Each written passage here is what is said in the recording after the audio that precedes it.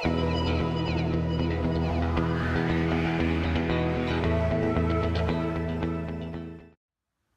everybody, Dean Fox from deanafox.com here, and welcome to video 3.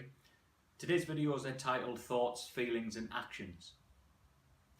See, in our conscious mind, we get to choose our thoughts, and we can choose any thought we want. We can build great, fantastic images of how our life can be, or we can focus on all of the reasons why something won't work. We can have a negative experience and still see the positive only in it, or we can have a positive experience and always look for the negative.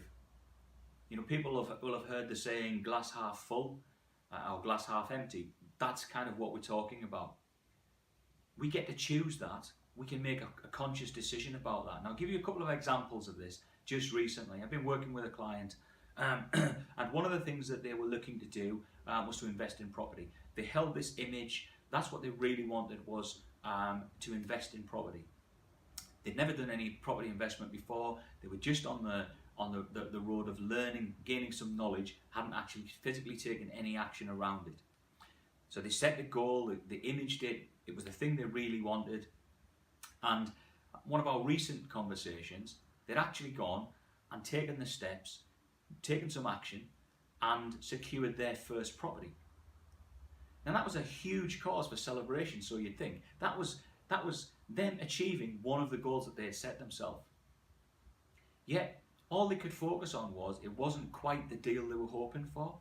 It didn't quite work the way that they wanted it to work. It didn't give them all of the things that they were looking for. I'll give you another brief example. I'm a keen sports person, and I was watching some golf recently. One of the leading tour players, he'd come off after probably one of the best rounds he'd ever played, and they asked him, you know, he'd been interviewed at the end, and one of the things that he said right at the beginning of his conversation was he felt like he left a few putts out on the golf course. He didn't make as many putts as he thought he was going to make.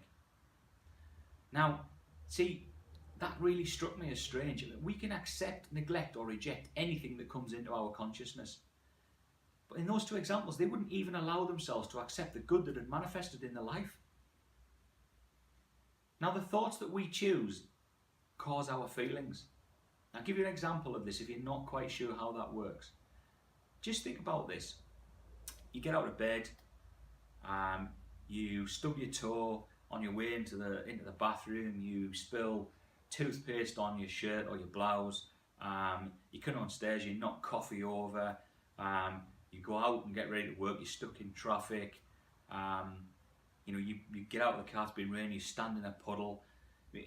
You know, all of those things, you're going to be thinking angry, frustrated thoughts.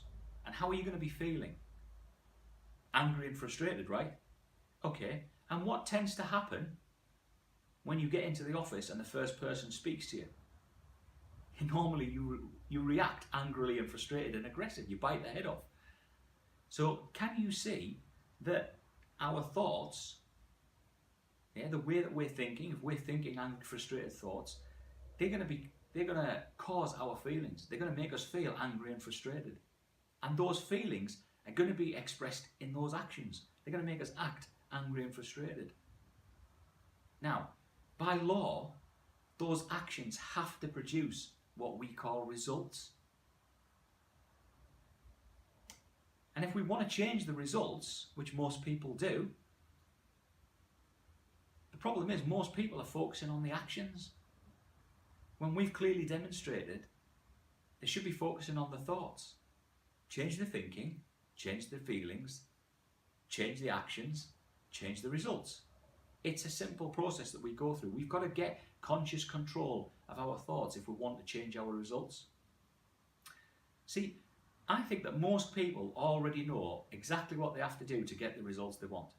Whatever your business is that you're involved in, you already probably know what you need to do to get the results that you want. You're just not doing it. And the biggest gap in life is between knowing and doing.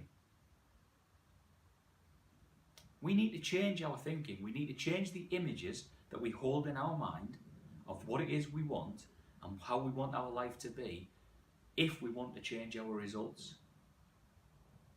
Now, hopefully that's given you an overview of how those parts of your mind, those conscious and subconscious parts, affect the results that you're getting. And hopefully you can see that by changing and starting to change those thoughts right at the very top, that you can affect the results that you're getting on a day-to-day basis. So why not join us in video 4, where we're actually going to look at your potential. Look forward to seeing you then. Have a great day.